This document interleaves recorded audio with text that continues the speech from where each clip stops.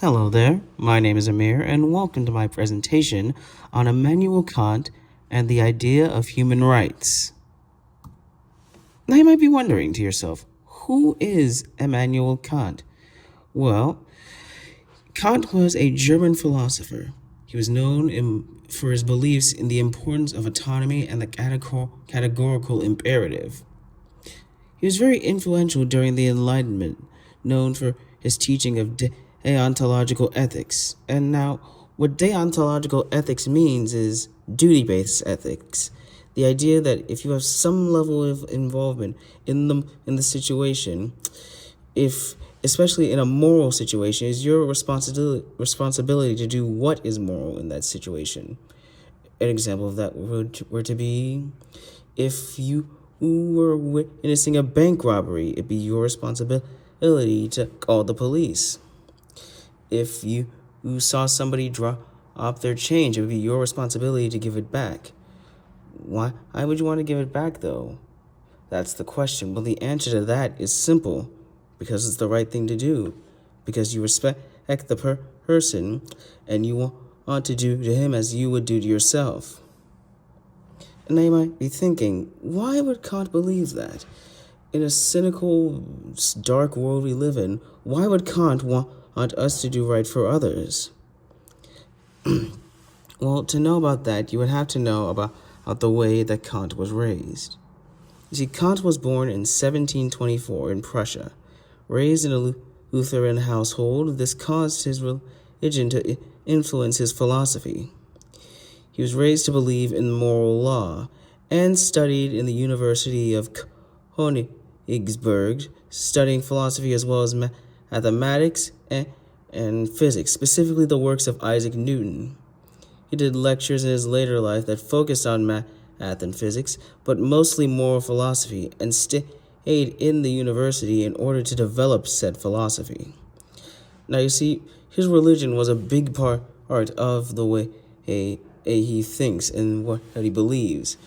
As when you really think about it, when you really hear the idea of Kant and deontological ethics, the idea that you are responsible for your fellow man, the idea that you must be responsible for whatever happens to your fellow man and that you must respect them and their will, it's very derivative of Christian values, the idea that you should treat others the way you want to be treated. Now, why, you may ask, that is very simple. It's because it's the right thing to do. It's the same thing with Kant. You don't do what's good for a reward. You don't do what's good for some sort of validation. You do what's good for it is good, and because that is exactly what moral people deserve. And if you are a moral person, you would realize that you would want to do what moral people deserve.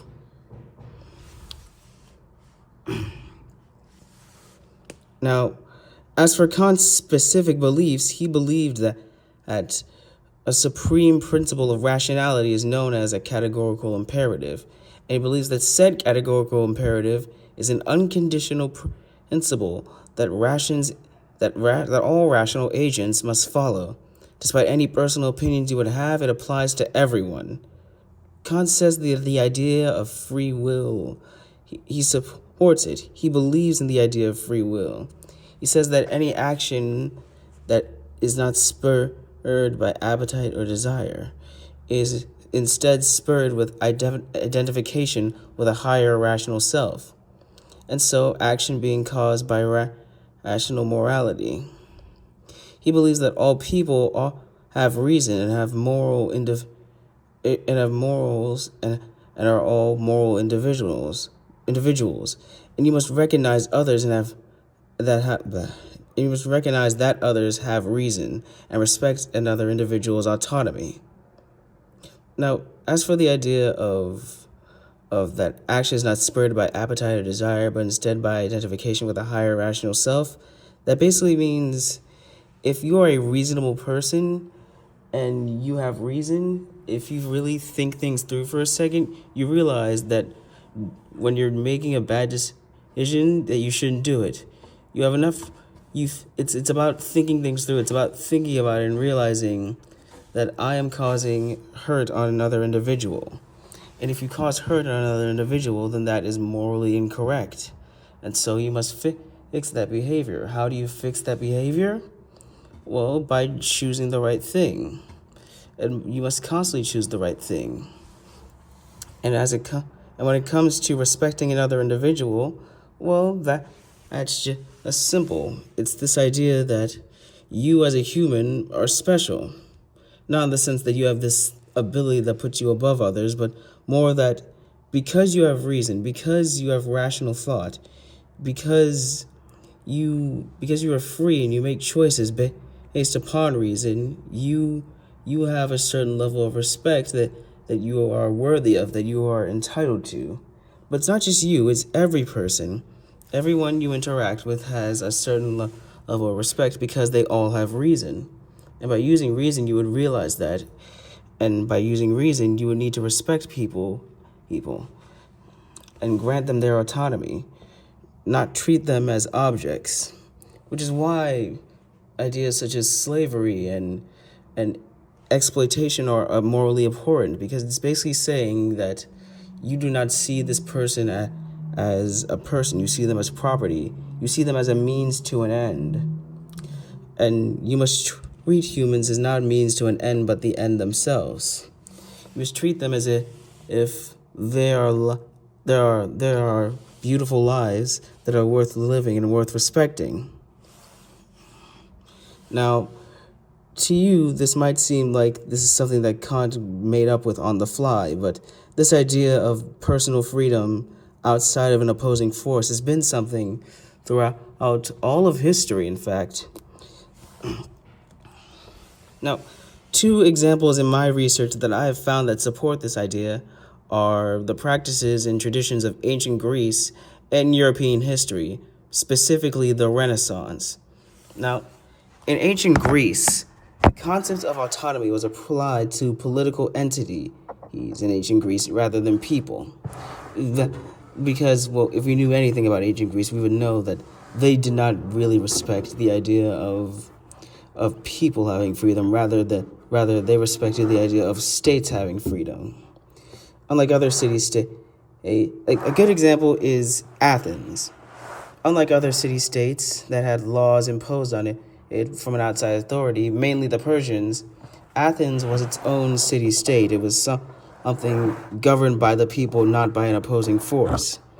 And that's an example in Greece, but this can be seen in the modern world. Just our country in general. Each state, while being under the flag of America, has own smaller microcosms of government that govern their state with their own rules, their own laws, and is outside the influence of any other state. Now, as for Europe, like I said before, the idea of autonomy was sort of explored during the Renaissance. Now, during the Renaissance, the idea that people should not be imposed by the will of another being was sort of a way of opposing against the church, because at that time, before the Renaissance, the Catholic Church had a lot of power.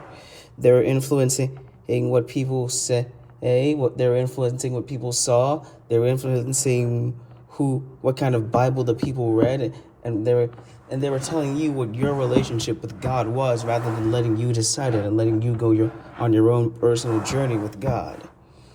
And so this has caused the people who return to classical teachings as a way of opposing the church and the clergy. They return to classical teachings such as art and science and philosophy in order to expand their worldviews and in order to expand their beliefs. But it also led to other branches of Christianity, like Protestantism and Lutheranism and Adventists, all because of the idea that we cannot be influenced, or we cannot be forced by another party in order to survive. That we have our own rights, we have the ability to choose for ourselves, and we should not be forced or treated like objects by another opposing force. Now, what you really may be asking is, what does all this mean? What does all of this history mean or imply? Well, for ancient Greeks, like before I said, they didn't practice any form of respect for fellow man or respect for autonomy. The idea of the idea of making decisions outside another's will, the idea that we have personal rights that must be respected, is something that's universal. It's something that we believe in to this very day. Not just for Kant, but for us as Americans. We believe that despite how much we disagree on everything in this country, we agree that we all have the right to speak our minds. We all have the right to be respected as individuals. And while some people don't follow those social rules as much as others, it is still a valuable piece of is still a valuable philosophy that we strive to live by. And you can see from this basic idea that there should be freedom outside of a larger force, and the larger force should not treat the smaller force as a means to an end. It influenced Kant in some way, shape, or form, but what truly influenced Kant was probably the Renaissance, due to the fact that Kant was raised Lutheran. He would have understood the idea of not having the church influence your decisions, and it is you who should have the personal relationship with God, and you who should judge what your relationship with the Lord is, not the church. So, which is why Martin Luther started the Protestant movement, because he realized that the church, despite how much they said they were doing what they were doing in the name of the Lord, they were doing it in order to control those who do not fully understand the Bible. So he printed out the Bible for others to understand, so that they can forge their own path and create their own personal relationship with God. It's this upbringing and these Lutheran beliefs would influence the way Kant and his views of the world and views his philosophy. Now, in conclusion, Immanuel Kant believed in respect for other people due to their autonomy. Their autonomy was influenced by their reason, and both influenced by the actions they make. Well, specifically that their reason would influence the actions they make. And while history has not been one-to-one on his beliefs, the overall concept of personal freedom separating from an opposing force is universal and spans generations. Thank you for watching this video. These are all my sources, and I hope you have a good day.